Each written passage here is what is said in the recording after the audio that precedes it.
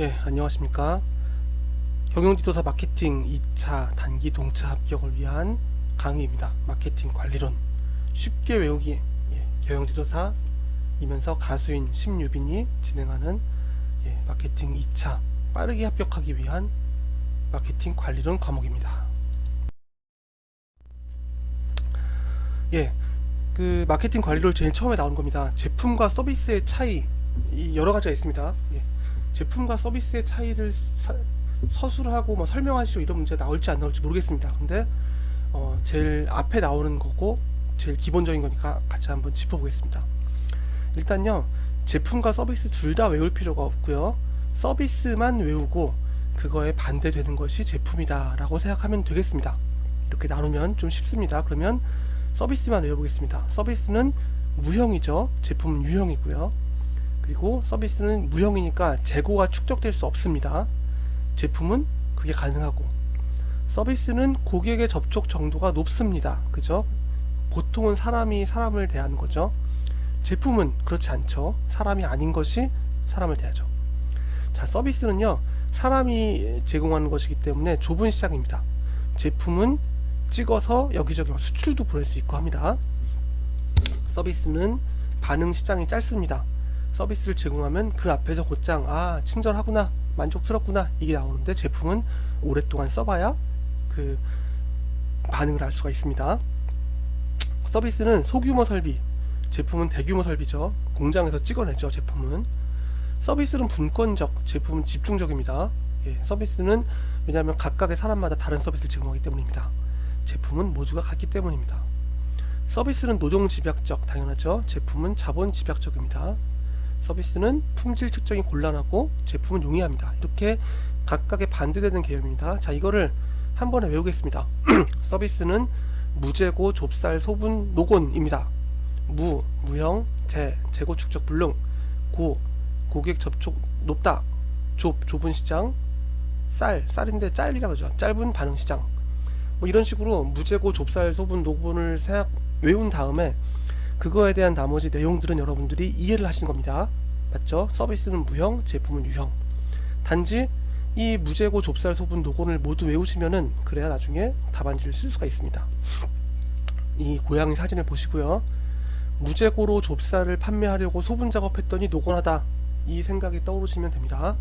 제품과 서비스의 차이에서는 이렇게 생각하시고, 문제지를 받자마자 이 제품과 서비스의 차이를 쓰시오 라는 문제가 나오면 무재고, 좁쌀, 소분, 노곤을 쓴 다음에 하나씩 풀어서 답안지에 기재하시면 되겠습니다. 경영 전략의 4단계. 여러분, 그 가장 외우기 어려운 게 이런 겁니다. 뭐냐면은 뭐의 4단계, 뭐의 순서를 쓰시오, 이런 거 되게 많이 나오지 않습니까? 근데 뭐 특히 시장조사론에 그런 거 나오죠. 뭐 설문조사의 순서를 쓰시오. 근데 이게 객관식으로 돼 있으면 그나마 좀 할만한데, 주관식 돼 있으면 다 그놈이 그놈 같습니다. 여러분, 이거는 무조건 외워야 됩니다. 어쩔 수 없습니다. 자, 경영 전략의 4단계는 분수 실통으로 외우겠습니다. 야, 분수가 실하게 나오네. 분수가 실하게 나오는 이 분수 실통. 분석, 수립, 실행, 통제, 이 순서입니다. 경영 전략의 4단계. 분석, 수립, 실행, 통제, 분수 실통. 씌워오기. 그렇습니다. 경영 환경의 미시적인 요인입니다. 미시적 요인, 거시적 요인이 따로 있겠죠. 미시적 요인은 우리 보면은 유공, 옛날에 유공이라는 게 있었죠. 소경, 유공, 공채, 주주, 이렇게 외우시면 됩니다. 소비자, 경쟁자, 유통업체, 공급업체, 공중, 채권자, 주주. 소경이 유공의 공채를 준다, 이렇게 생각하시면 됩니다. 유공, 옛날에 유공 있었죠. 지금 SK입니다. 경영 환경에 미시적인 영향을 미치는 건 소비자도 당연히, 경쟁자, 유통업체, 공급업체, 나에게 제품을 공급한 공급업체죠. 그 다음에 공중, 채권자, 주주, 이렇게 해서 소경, 유공, 공채, 주. 소경에게 유공의 공채를 준다, 이렇게 외우시면 되겠습니다. 말도 안 되는 거 압니다. 하지만 이렇게 외우시는, 이제 미시적 환경이 나왔으니 거시적 환경도 나와야 되겠죠, 당연히. 경영 환경의 거시적 환경은 경기법사, 경기도에 사는 마법사로 한번 외워보겠습니다. 경제적 환경, 기술적 환경, 법률적 환경, 사회 문화적 환경, 예, 외우지 않으면 절대 떠오르지 않습니다, 여러분. 경기법사, 경영 환경의 미시적 요인과 거시적 요인을 쓰시고 그에 대해 설명하시오, 이런 문제 나올 수 있습니다. 그러면 미시적 환경에는 아까 전에 유공공채 뭐 이걸 쓰시고, 그 다음에 거시적 환경에는 경기법사를 먼저 쓰신 다음에 경제적 환경, 그 다음에 여러분들이 이해하신 거를 쭉쭉쭉쭉 풀어 쓰시면 됩니다. 기술적 환경, 그리고 이해하신 걸 쭉쭉 풀어 쓰시면 되고요. 이런 것들은 여러분들이 책을 보시고 공부를 하시기 바랍니다. 저는 여기서 경기법사, 경제적 환경, 기술적 환경, 법률적 환경, 사회문화적 환경 이렇게 알려드리겠습니다.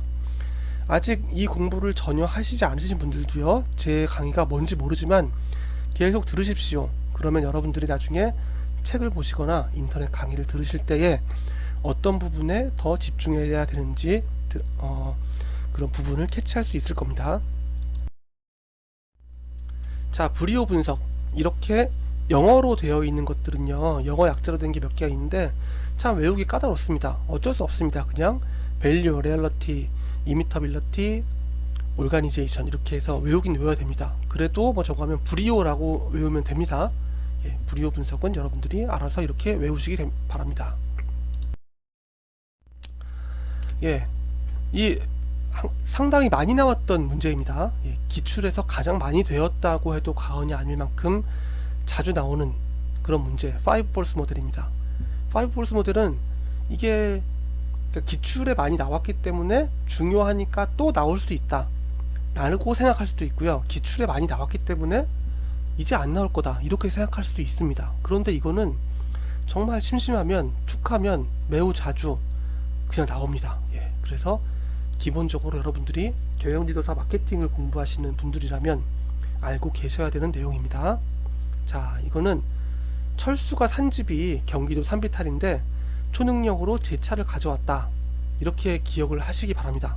예, 이렇게 기억하시면 좀 쉽습니다. 철수 장벽, 산 집은 산업의 집중도, 경쟁 기업과의 동질성, 경기도, 산업 내 비용 구조, 산비탈, 예, 초과 생산 능력 시간, 초능력, 제품 차별화, 제차, 이렇게 해서 이 그림을 한번 보십시오. 철수가 이제 경기도에다 집을 사는데 집이 너무 산비탈에 있어요. 그래서 차가 올라갈 수가 없어요. 차가 올라갈 수가 없어 어쩔 수 없이 초능력으로 제 차를 가져 올라왔어요. 자, 이렇게 외웁시다. 5 force 모델은 철수가 산 집이 경기도 산비탈에 있는데 초능력으로 내 차를 가져왔네. 철수 장벽, 산업의 집중도, 경쟁 기업과의 동질성, 산업 내 비용 구조, 초과 생산 능력 시간, 제품 차별화, 이렇게 외우시면 되겠습니다. 자, 아까 5 force 모델에서 신규 진입자의 장벽입니다. 신규 진입자 장벽은 자랑, 규제, 절제유, 이렇게 외우겠습니다. 자랑하지 말라고, 자랑하는 거는 규제할 테니까 절제하세요. 자랑, 규제, 결제유 이렇게 나가면요, 자랑은 자본 소요량, 규모의 경제, 절대적 비용 우위, 제품 차별화, 유통 경로, 이것이 신규 진입자가 들어오는데 진입 장벽입니다. 간단히 설명드리겠습니다. 자본 소요량, 자본이 많이 필요하면 신규 진입자가 지금 기존의 시장에 들어오기 힘들겠죠. 그렇습니다. 그리고 기존의 시장에서 규모의 경제가 크게 갖춰져 있으면 신규 진입자가 들어오기 정말 어렵습니다. 예를 들면은 철강이나 반도체, 새로운 신규 주자가 들어올 수 없죠. 왜? 그런 설비들을 다 만들어야 되니까. 절대적 비용 우위, 이 사업을 아주 오랫동안 효율적으로 해왔다면은 내가 어떤 비용에서 우위를 가지고 있을 겁니다. 그렇기 때문에 신규 진입자가 들어올 수 없겠죠. 제품 차별화, 내가 만든 이런 훌륭한 제품을 신규 진입자가 만들 수 없다 라고 하면 들어올 수 없고요. 유통 경로도 이미 여러 유통에 내 제품들을 많이 뿌려놨으면 그거 자체가 경쟁력입니다. 그래서 신규 진입자가 들어올 수 없는 5가지 조건, 자랑, 규제, 절제유, 자본 소유량, 규모의 경제, 절대적 비용 우위, 제품 차별화, 유통 경로. 자, 자랑, 규제, 절제유, 이건요 기본적으로 외우세요. 개구재물 마판서라고, 제가 이제 회사에 처음 들어갔을 때 거의 처음 그 신입사원 연수할 때 배운 것 같습니다. 개발, 구매, 제조, 물류, 마케팅, 판매, 서비스. 그래서 개구재물 마판서, 그냥 메가 프로세스입니다. 제조업체는 대부분 이런 메가 프로세스로 가져갑니다. 5force 모델에 나오는 내용들이죠. 개구, 재물, 마판서. 자, 마케팅 의사결정 시스템엔 어떤 것이 있는가 입니다. 여러분들이 회사에서 일상적으로 쓰고 있는 시스템들일 겁니다. 여러가지 시스템들을 다 쓰고 있을 텐데요. 그런 것들이 어떤 분류로 되어 있는가 라고 하면, 내고 조인, 의사랑 돈 내고 조인해 라고 외우겠습니다. 왜 의사랑 돈 내고 조인해냐고 물으면 전 답을 할 수 없습니다. 그냥 그렇게 외우기 편하니까 하는 겁니다. 내부정보 시스템, 고객정보 시스템, 마케팅 조사 시스템, MI, 마케팅 인텔리전스 시스템, 이 네 가지로 분류가 됩니다. 내부정보 시스템은요, 여러분들이 회사에서 쓰는 기간 메일 보내고 뭐 이런 시스템들 있죠. 그런 거를 생각하시면 될 거고요. 그 다음에 고객정보 시스템은 CRM 시스템이죠. 고객의 데이터가 들어있는 시스템. 마케팅 조사 시스템은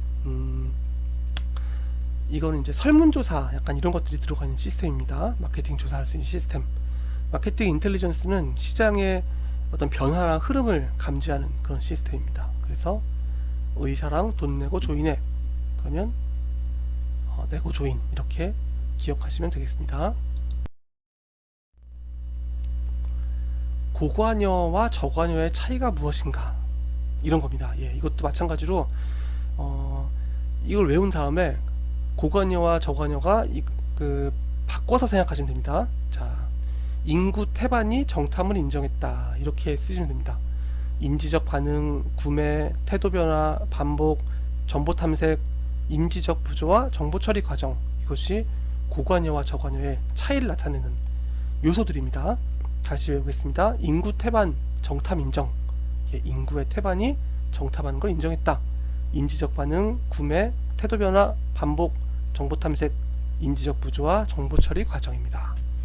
이거는 마케팅 관리론 뿐만 아니라 소비자 행동론에도 나오는 내용입니다. 그래서 같이 외워두시면 되겠습니다. 자, 고관여 구매 행동의 특징입니다.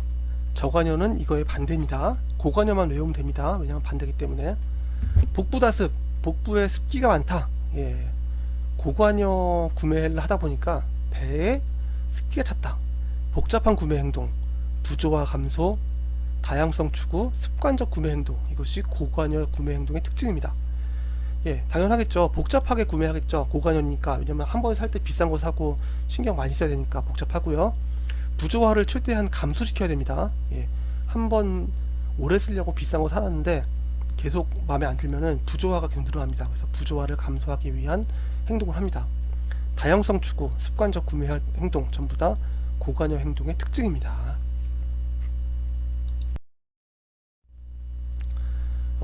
산업재 구매 프로세스도 한 번씩 나온다 그러고 계속 안 나오고 있습니다. 이거 나올지 안 나올지 모르겠는데, 아까 전에 지금까지 얘기했던 구매 프로세스는 전부 다 소비자가 이제 생산자로부터 내지는 유통업체로부터 구매를 한 것이고, 산업재 구매라고 하면은 뭐냐면 회사를 상대로 구매하는 것을 산업재 구매라고 합니다.